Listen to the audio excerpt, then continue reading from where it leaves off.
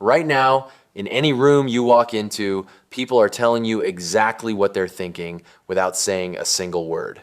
Their bodies are broadcasting their deepest thoughts, feelings, and intentions. The question is, do you know how to listen? Research by psychologist Albert Mehrabian found that only 7% of communication is the actual words we say. 38% is tone of voice, and a massive 55% is body language. We are wired neurologically to read bodies before words. This video will train that wiring. Before you can spot deception or hidden emotion, you need a baseline. A baseline is how someone behaves when they're calm, comfortable, and under no pressure. You cannot detect change without first knowing normal. The eyes are the richest source of body language information. Pupil dilation signals genuine interest or attraction. It's completely involuntary. Elevated blink rate often signals stress or discomfort. And gaze direction? That tells you where someone's mind is pointing. Too little eye contact reads as evasion or low confidence. Too much reads as aggression or threat. The sweet spot? Roughly 60 to 70% of the time in conversation. Genuine eye contact softens at the corners. It's the difference between staring and connecting. Microexpressions are involuntary facial expressions that flash across a face in as little as 1/25th of a second. Psychologist Paul Ekman identified 7 universal microexpressions: happiness, sadness, anger, fear, disgust, contempt, and surprise. These are cross-cultural. They appear on every human face. A genuine smile, called a Duchenne smile, involves 2 muscle groups: the zygomatic major, which pulls the lip corners up, and the orbicularis oculi, which creates eye crinkles. A fake smile only uses the mouth. The eyes are the smile's truth detector. Arm crossing is the body's most instinctive, self-protective gesture. It creates a physical barrier, a subconscious shield against emotional or physical threat. But context is critical. Someone crossing arms in a cold room is not being defensive. Always read clusters of signals, never single gestures in isolation. The hands are almost as expressive as the face. Open palms signal honesty and openness. Hidden hands in pockets, under a table, behind the back signal concealment or anxiety. Hand steepling fingertips pressed together into a steeple shape is a powerful signal of confidence and authority. When we experience stress, the brain sends signals to the body to self-soothe, to literally calm the nervous system through touch. Neck touching, forehead rubbing, collar adjusting, these are pacifying behaviors. When you see them spike, you've just found someone's emotional pressure point. Here's a body language secret most people completely miss. The feet and legs are the most honest part of the body because we almost never think to control them. Feet point in the direction the mind wants to go. Someone whose feet are angled toward the door mentally, they've already left the room. Proxemics, the study of interpersonal space, was developed by anthropologist Edward Hall.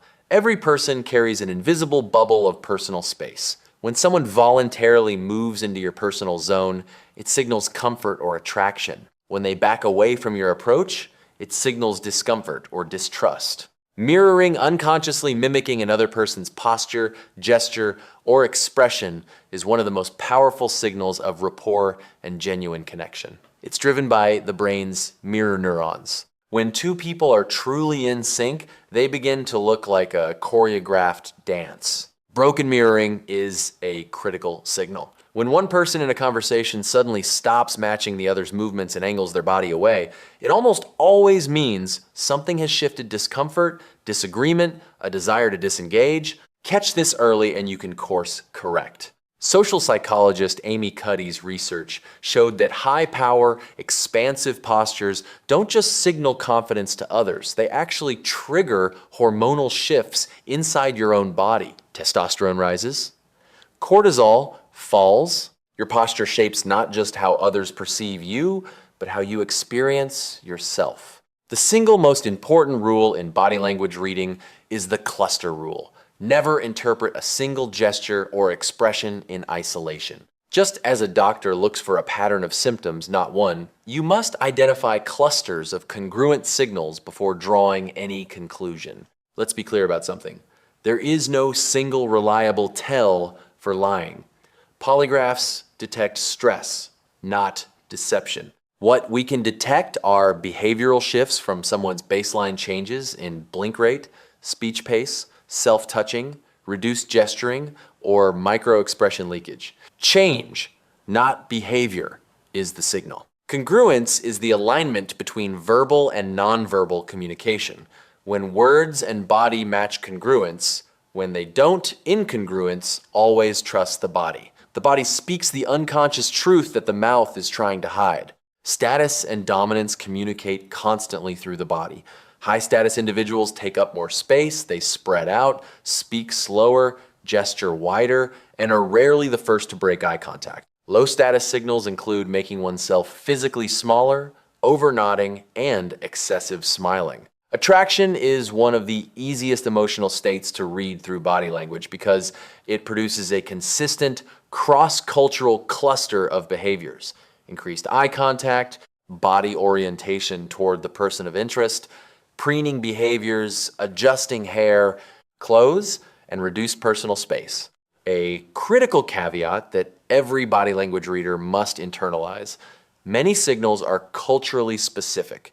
A thumbs up is positive in North America and deeply offensive in parts of the Middle East.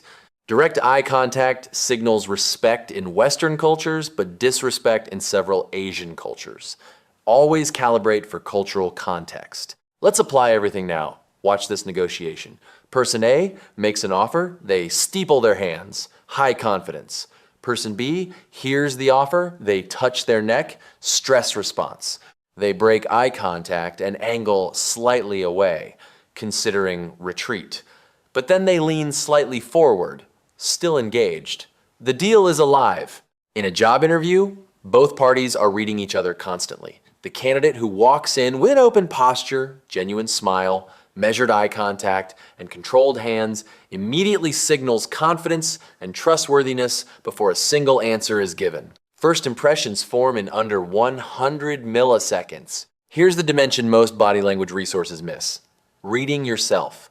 Your body is constantly broadcasting your inner state, often in ways that contradict what you intend to project. Developing body language intelligence means becoming aware of your own nonverbal signals, not just decoding others. Here are 4 body language upgrades you can implement immediately. 1. Stand tall, ears over shoulders, over hips. 2. Keep your hands visible and open. Hidden hands breed distrust. 3. Make intentional, warm eye contact. Not a stare, a connection. 4. Slow your breathing. It physiologically lowers your stress signals. Body language doesn't stop at the screen. On video calls, your camera angle, background, posture, and facial expression communicate just as powerfully as in person. Camera below eye level signals dominance. Camera above eye level signals submission. Looking at the screen instead of the camera breaks eye contact with everyone watching. A word on ethics. This knowledge is powerful, and like all powerful knowledge, it can be used for understanding or for manipulation. The psychologically mature use of body language is to build deeper empathy, improve your communication, and connect more genuinely with others, not to gain advantage over them. Use this responsibly. Body language reading is a skill, and like all skills, it requires deliberate practice. Start by watching people in public spaces without the pressure of conversation. Watch films and TV with the sound off. Review recordings of yourself. The goal is to make body language fluency automatic, a background process running at all times. The master body language reader doesn't consciously analyze every signal. Through practice, pattern recognition becomes automatic. They simply feel the room, sensing authenticity, detecting tension, finding connection points, and adjusting their own signals responsively. It's emotional intelligence made visible. The next time you walk into a room, you won't just see people. You'll see stories. You'll see the person whose feet are pointed at the door ready to leave. The one whose steepled hands say, "I know exactly what I want." The one whose crossed arms aren't defensive, they're just cold. Welcome to the unspoken world. You now speak the language. Subscribe for weekly evidence-based psychology, and start reading.